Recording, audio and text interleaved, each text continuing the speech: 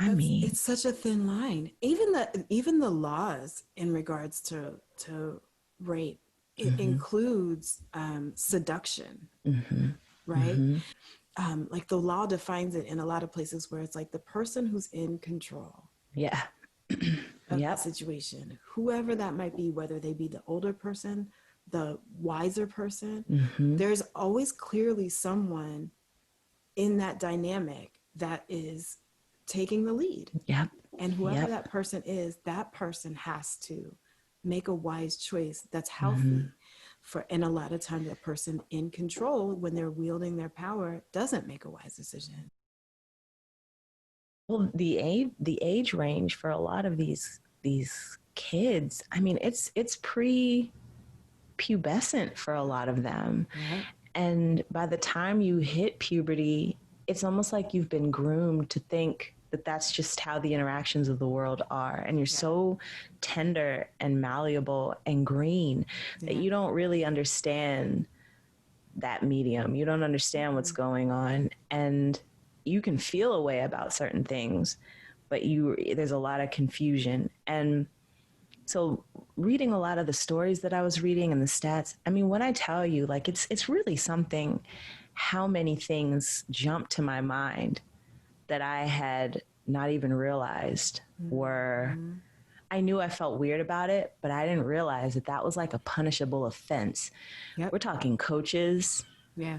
you know, I mean, and basically someone in a position of authority, Yeah. you know, a teacher or a coach or a parent or whatever, like, you know, when you're young like that and you don't have even legal consent, so you can't even, it's illegal, period. It's wrong. But also, yeah. And then also, you know, they talk about what is consent, what indicates the ability to even have, you know, consent. What is the criteria or what is it? Consent capacity. Capacity. Yeah. Yeah. You know, because it should be like before you go, like it should be noted that up until recently, the age was 12 in a lot of places, and you are not capable of doing anything but getting in your front door, locking it, getting yourself a bowl of cereal, and maybe watching out for your kid, brother or sister if they come. Yeah, pretty much. That should be pretty much it. Yeah. In regards to like consent. Oh my gosh. I mean, they can make personal choices about just themselves, for sure. You know, about things that only affect themselves, for sure. But when it comes to like interactions with an adult, sexual interactions, absolutely not. Because you're too short to see the ramifications down the line. Way too. You know, there are things I can think back now, and I'm like, that little girl had no idea how this would reach into her life. Had she known that, she would have never have done this ever. And I think that's the part about consent.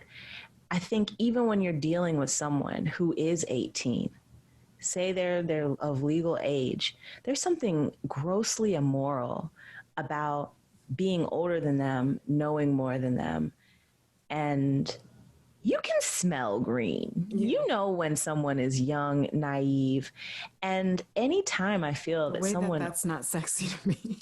I know. Girl, even thinking about it, I'm like... Oh, like, no. You know, like, because it immediately implies manipulation. It implies a threat to that person. Like, you are seeing their deficiency or their lack of knowledge or their lack of focus or their lack of rationality. And you are like, that's my in because I can get it. And they're not going to say anything. Or they're not, in your mind, you're like, they're not going to say no. They're not going to say no to me. They're not going to say no. That's why when I saw, like, there were several message boards I was reading because I wanted to see people's comments, like, you can read stats, but what do the stats mean?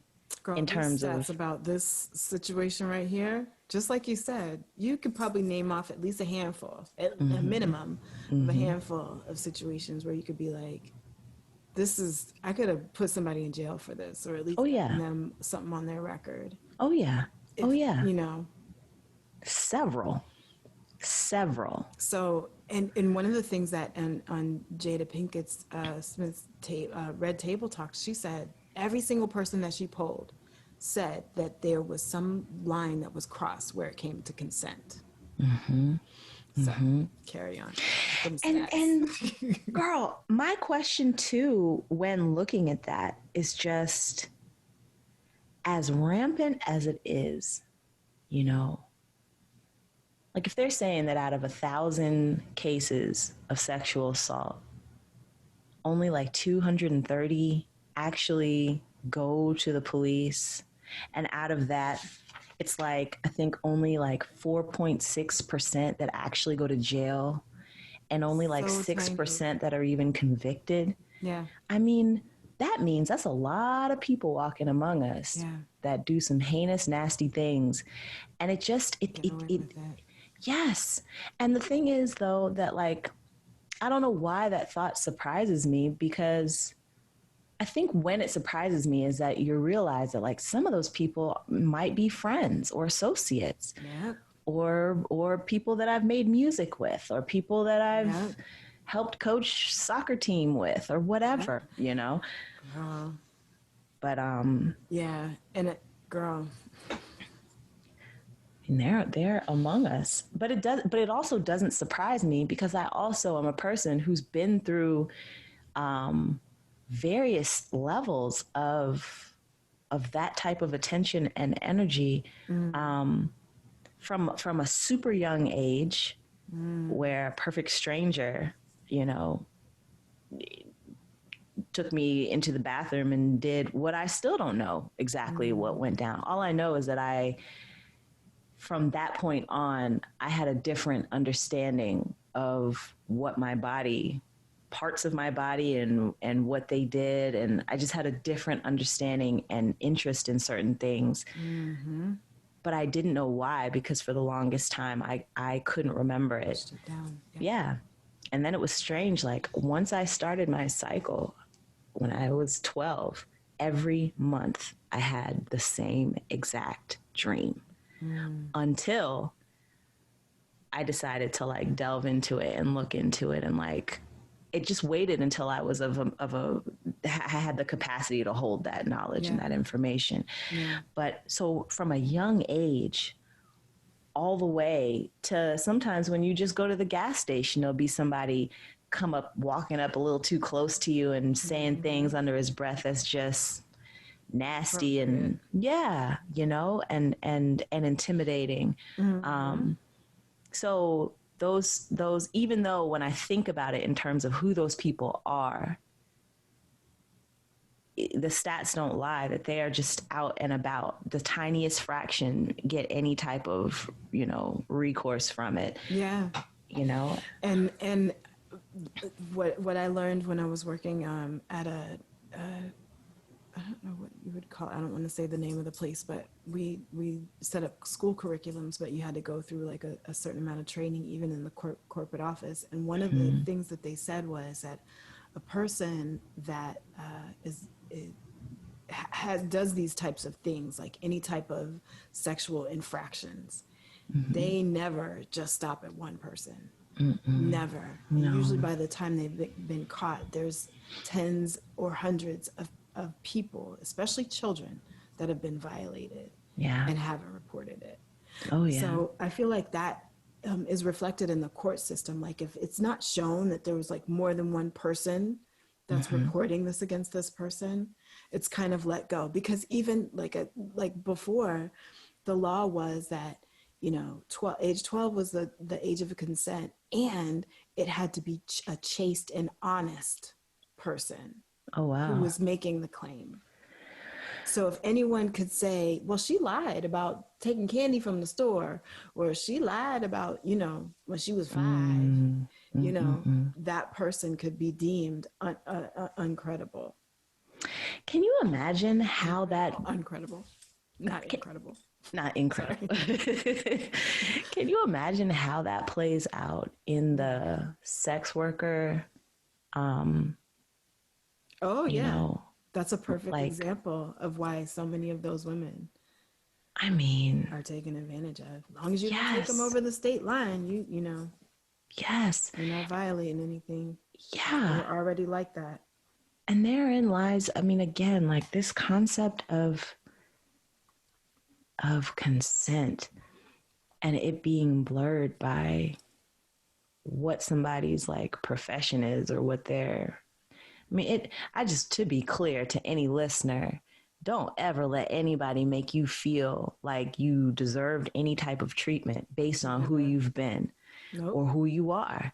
Like, no one ever at any time has, I don't care if you took your panties down and said, let's go. The second you're like, this, I'm not comfortable. Yeah, I don't want this.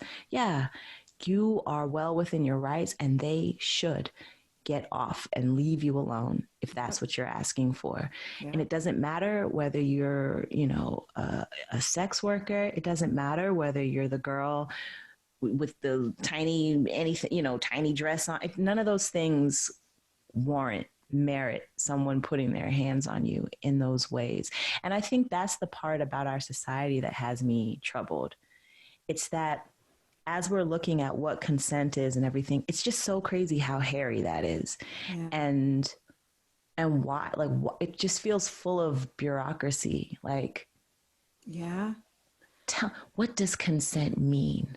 Well, you know, she, like, I even saw where in some states, if you are assaulted after having, like, so basically they say your capacity to consent, if it's you know, inhibited in any way by like drug or alcohol, there are some states where whether or not you willingly became intoxicated even factors into the case. Like, who cares whether you went to a party and said, I'm going to get lit, I'm going to have a great time. That can factor into whether or not you'd been raped or not. Like, there are several states where it factors in, you know, either you were date rape, drugged or whatever, or and that's one thing. But if you willingly took drugs and something happened to you, then you're less.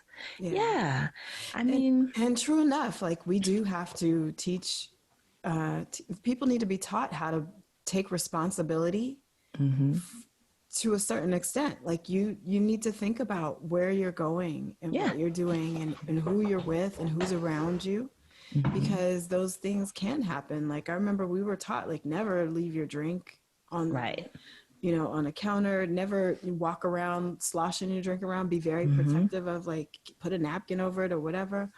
You know, you do all those things as well. And it's unfortunate that you have to do those things, right? But on the other hand, it's like, that doesn't make it okay. Right. You know, you do have to protect yourself. Like, don't go to the hotel room. Right. 3 o'clock in the morning. But if you do, that does not mean that you can't say no. Right. You know? But don't put yourself in that situation though, sis, because it's, you know, you can't trust everybody. It's the truth. Even if he is a nice guy. Like, he was such a nice guy. Yeah. I can tell you something about nice guys. Oh. Okay. I also, you know, in the film, or not film, I guess the miniseries I May Destroy You. Yeah, that's such it's so good. They raise some good questions and issues. I mean, it had me thinking about things I hadn't really like even considered, like the situation with her friend Terry, where she thought that she was having like an exciting moment and having a threesome, and then, you know, who were not strangers to each other and like plan the whole thing. And I had to sit and think about that to myself. I was like, okay, that's messed up. That's messed up. I was like, is it? So what is the thing here? And to me, it just like boiled down to like deception in any way. In any way.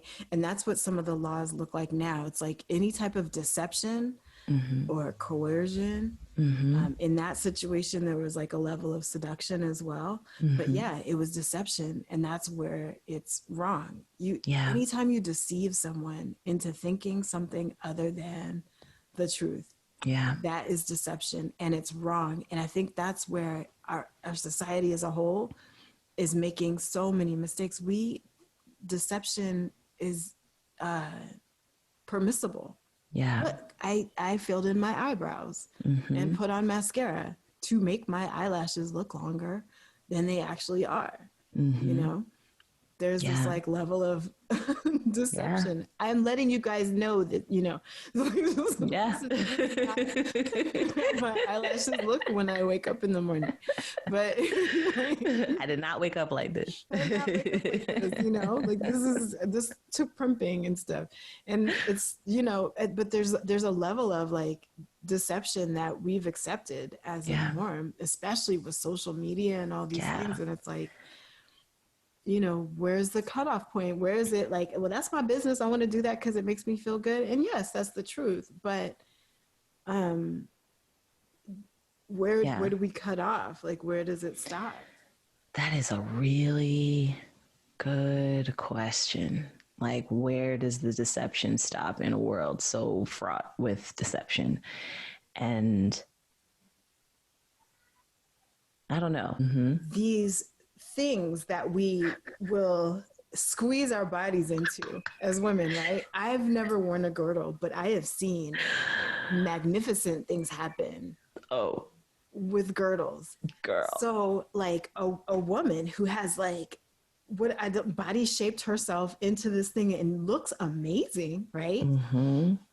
And takes it off, and things are coming out that were not there. Now, there's nothing wrong with the rolls, because listen, that's part of who you are. But that's not what you looked like in the club. So, right, you know, they've squozen themselves. Is probably the better word. Squoze themselves into like this bodysuit, and then they get home, and there's like a different woman. My question is like, girl, is that, you know, and you know what, but the reality is though, from what I've heard from so many men, is like, they don't care. No, I don't think they care.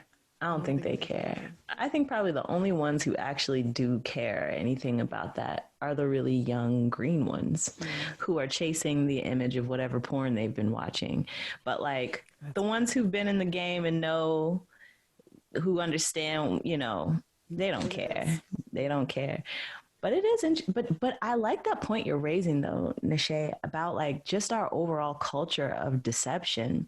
Because I think it's a mistake to try to parse out pieces like this without looking at the whole. And so I can't point out deception in one way and not acknowledge the deception that I'm, you know, intending. You know? And so I think it's a fine line, I guess. It's a fine line in terms of even discussing the morality of all of that. I guess where it does come down is just like when it impacts my physical person or puts me in any state of like physical or mental danger or jeopardy of any kind. It's you know, completely wrong. Right. It's you wrong. know, because we'll never eradicate deception, but to make it clear that like when that deception leads to someone being in an unsafe situation for their body or their mind around sex, like that's a dangerous game to play. You know? I think that's, and I agree with you. I think that's, you know, where it boils down to in regard, because when you look at deception, you can go way out and be like, where does it? But yes, when it comes down to you are taking advantage of someone who is not old enough or able to, or is not capable of in that moment, making clear judgment on their own behalf, that's when the deception is completely wrong. I mean, deception is always wrong, but that's when this type of deception is a problem. Oh, yeah. because if we're in the world and we're two women who are capable of taking care of ourselves, taking care of our kids, you know, but there's a whole lot of people out there who have jobs, who are walking around, who are functioning, but whose mental capacity is kind of stopped at a certain point. Right. And all of the things that we've accumulated over this time to mature in a way to make some of the decisions that we make didn't happen there. But they are in an adult body, right? You know, and the levels of deception that happen there, the coercion that happens there. Like, I was reading about a story of a woman who, I think she worked at a Walmart, and this is like a really sweet, bubbly personality, but she definitely came across very young. And the woman, I think, was like in her 30s, like her mid 30s, but she came across as like not teenaged young, even. Yeah. And yeah. And people used to like really try to look out for her, and because she was sweet, and they understood that she needed that love and that care around her, and to encourage her to do things for herself and everything else, until the wrong person came in touch with her and acted as if they were someone who was going to care for her and help her and give her a ride home and all this stuff. Come to find out, the man was abusing this woman. And even in terms of like, so the woman, I guess in her mind, like, didn't see it the way that I'm looking at it. She saw it as like, he cares for me. He's my boyfriend, but he hid, like it wasn't a situation like that. Like he was just trying to get what he wanted. Right. And even in a situation like that, where she herself thinks that like he loves her, he cares about her, because she can't see the deception. Like, it was such an interesting situation, because it's like, people will question, well, is it rape? She seemed to enjoy it, and she isn't calling it that, but she's not capable. You have to look at it the same way you look at a child. Like, you know what's crazy when you were talking about that? So, okay, just this, almost the same situation. Okay, in the movie The Holiday, I just watched it the other night. I don't know why. I just was like, I need to just fluff in my brain. So I was watching the movie, and I didn't even see the first part of it. But towards the end, the character Iris was talking to, I forget Jack Black's character's name, but she explained to him that she had been in a relationship with a guy for however long. They worked in the same building or whatever. She thought he loved her. He told her he needed her. She helped him with his writing assignments. They were like working for a publication. Then she found out that he was having a whole complete affair with a woman in circulation, and that woman, he was going to marry or something. Yeah. And exact same situation. Would you have done the things that you did if you understood exactly what this person was presenting? And girl, that's abuse. That's taking advantage. It's abnormal use of our relationship. It's doing things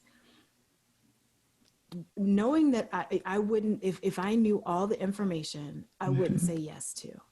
Girl, in some countries, it's considered a form of rape to have sex with a woman under false promise of marriage, or like, you know, if you if you lead her to believe that y'all are going to get married, especially in countries where there's more of a stiff, you know, if you lead her to think that, and then she has sex with you, and then you're like, psych, just kidding, not going to marry you, that he can be tried in a situation like now. It seems, though, that in some of those countries, a woman would be less likely to say that, because those are also places where there are mercy killings and, you know, honor killings and stuff like that. But on the books, it's considered, you know, and I saw that and I was like, that's interesting. Like that makes that makes a lot of sense. I mean, and then it gets hairy, because then it's like, well, you know, you got to be smart, and that's why you don't just like give yourself away. Like we do things. Yeah. But I think to chalk up somebody's safety with, well, you just weren't savvy enough. Right. I don't know, man. I don't like that. That gets super, super hairy, you know? Hairy. Like, she was supposed to just know that he had a whole nother, how is she supposed to know that? Well, I would have known, and no, how is she supposed to know that? Like, supposed to know that, you know, want to keep believing a lot of our nature as women is that we want to see, or I don't know, I don't want to just say as women, but we want to believe the best about what we see. And when they do things in the opposite of that belief system, we don't want to believe what we're seeing in the negative. We want to believe that the positive is the truth. Yeah. When it's not. Like, we've all, made those types of decisions, but it's when the person is willfully continuing. Like, it's one thing for a guy to be like, I'm really confused. I don't know. Like, I like you. I like her. I don't know who I want to be with. That's at least it's honest, Yeah. We have the consent of like me being able to say, well, I'll continue with this relationship, or I'll back up and wait, Yeah. That goes back to the very beginning of us having these understandings of how to communicate from childhood, of teaching our children how to communicate our emotions. We are emotional creatures. Yeah. And if we don't learn how to communicate our emotions properly, how to have these conversations where we're saying exactly what's going on, this kind of stuff is going to happen. Oh yeah. I think also,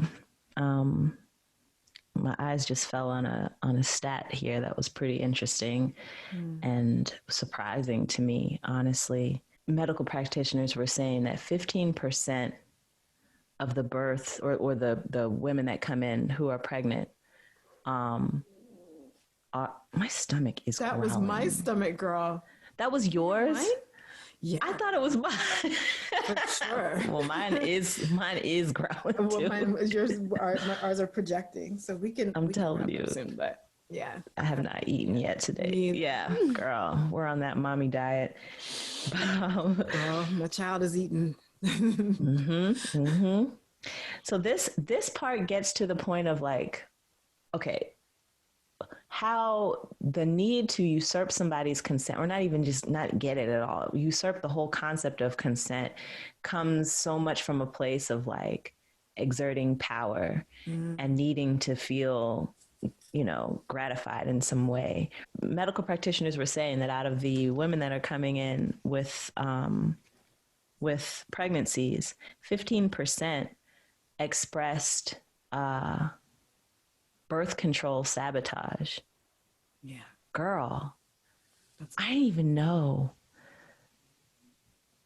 I didn't know that it was that 15% birth control sabotage. Either he switched your pills, poked holes in the condom, took off the condom, shot his shot when he wasn't supposed to, all them things, and how much that is about like power and control. And when they say that like half of all reported rapes are intimate partners, like what is it with this, like the need to control a situation, to go to any lengths to control a situation, all the way down to in situations where birth is reported due to birth control sabotage, the need to even control her physical body and her future, even like to have a level of control.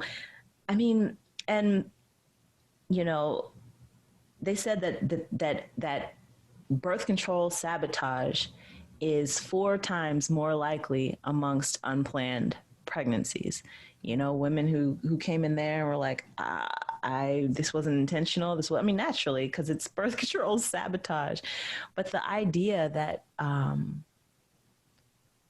it happens at that rate, like, I guess maybe I'm naive. I guess I didn't really, 15%? That's big. Now this is making me question the effectiveness of birth control and relying on that to in these situations at all. Like, if you don't want to get pregnant, I know this is like a sweeping generalization. Like, I would be hypocritical if, like, I really, was like, you shouldn't have sex, but you shouldn't have sex if you don't want to get pregnant. Because I'm thinking also of that, like, my mom was on birth control when she got pregnant with me, and it wasn't sabotage, it just wasn't effective. I was coming through, Yeah. And there's also, like, so on top of what you're talking about, there's a percentage of birth control that's ineffective in the first place, but that's a whole nother conversation. Well, but I do think that, right. Does this even work?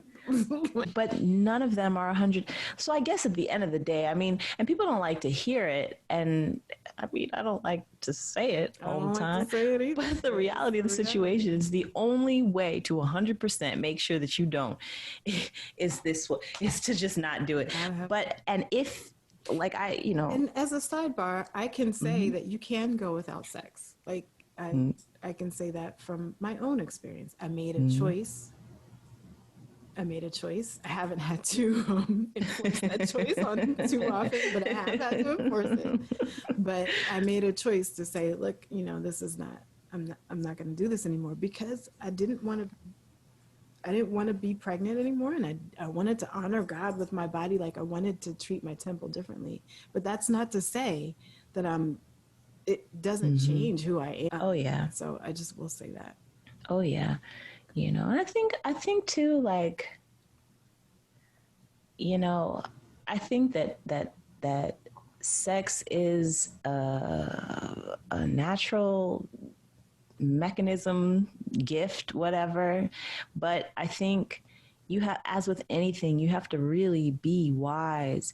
It's powerful. It's a powerful interaction with another human being. It is. And I think the older that I've gotten, and now 3 kids in, I just look back. I guess that's what it is that I look back at my younger self and I say, girl, like, make decisions for your future. Don't be reactive. Be proactive. Like, I feel like so much in that world, especially when you're young, is reactive. Yeah, because we're not taught what responses. The communication is not taught. Yeah. We're kind of just bashing around and things happen. And that's also why I think women in general are often taught to be reactive when it comes to men. Yeah. How do you deal? Well, if he does this, then you do this. And how come it's not I do this and let it be known that this is what it is for me? And either you get with the program or you bounce. And why am I not okay? Right. For yourself. Right. You have got to. You're about what you want and what you don't want for yourself. You've got to. You've got to. Yes. And sisters, always express no. If you don't want, then don't. Now, the question of when you're in a situation where you're under duress and no is not even trying to be heard,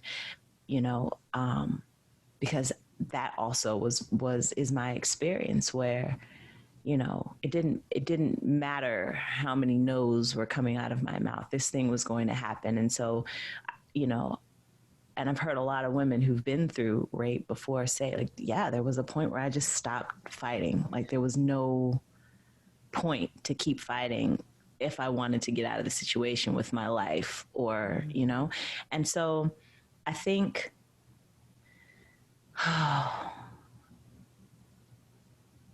in the sad reality that you end up in a situation where you have been raped, though, sis, don't keep that to yourself. Don't keep that to yourself. It's not your fault. It was not your fault, no matter what happened. It's not your fault. No, because there are even ways, I think, and this is where I think it's important to train, not train, but to teach our boys and girls that even beyond a verbal no and yes, you have to also be able to look at someone and see. There are so many situations that I've even seen at a party or at a show or whatever, where a woman might not be saying no with her mouth, like a guy's buying her a drink and he's like touching her and she seems uncomfortable, but she's too uncomfortable. She's in a public space, you know, or whatever her experiences have been, to be like, can you not touch me? Like, not everybody will slap your hand away like Melania Trump will. right. Okay. Not everybody's going to do that. You know, sometimes it's just like a shrinking, you know, like a shrinking. And this guy on Red Table Talk, he said that. She interviewed he was an ex-football player, and I wish I could remember his name because I loved his sharing of how he felt about this situation. He was like, we know, you know, when somebody's not into it. As a woman, I know when I've been kissing someone and you could tell that they're not there. Yeah. I don't want this. If you're not locked into me, let's not do this right now. Yeah, we don't have to just compulsively do this. Just because. Oh no, it's all right. No, you're not here. You're not present. Yeah. So and he was saying, like, men, you can tell when a woman's not into it. You can tell the difference between when she's in. You tell yourself whatever story you want, but you know she's not into it. So stop. Yep. And likewise for women, like, you know when a guy's not, if he's telling you no, he's not really feeling it tonight, or he's whatever, and you're in there almost in your bag trying to pull out all the stops because you need that validation, like, back off. He don't, you know, because men can be like we said before, they can be coerced into doing something that they didn't want to do. Yeah, because they didn't want to hurt somebody's feelings, or, you know, they could see she wasn't going to stop trying, and they felt like it was, in a way, that they were wrong by saying no and being like, nah, and can you leave, you know? Yeah. And put your stuff back on again. You know. Yeah. So we need to be better about that. As for real. Beings towards each other. When somebody says they don't want a cup of tea, they do not want the tea. Don't force them to drink. Yeah.